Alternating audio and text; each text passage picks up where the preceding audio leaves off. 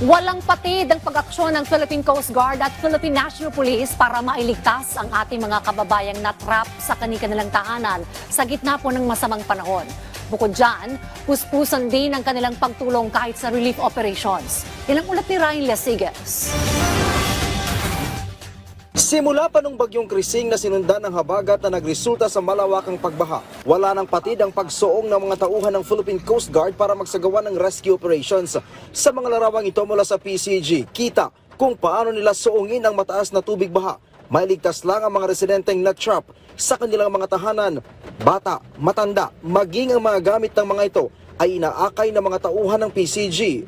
Concern po ng Philippine Coast Guard pag ganito mga panahon is yung safety po at kaligtasan ng ating mga kababayan.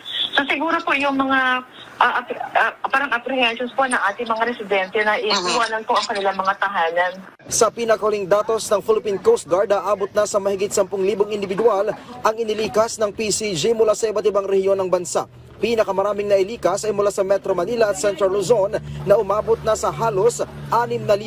Halos 3,000 naman mula sa Northwestern Luzon, habang nasa 1,600 naman mula sa Southern Tagalog. Nananatili namang hamon sa ilang tauhan ng PCG ang tila pagmamatigas ng ilang residente na iwan ang kanilang mga bahay.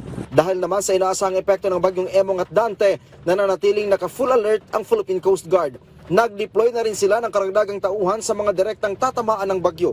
Sa Northwestern Luzon ay kahapon po, dahil nalaman po natin na posibleng tumama po dito yung bagyo, ay nagpadala na po tayo ng dagdag resources. Kasama po yung mga rescue boats, malalaking truck po natin para tulungan po ang ating distrito. Ang Philippine National Police, wala ding patid sa isinasagawang rescue operations sa mga sinalanta ng magkakasunod na kalamidad.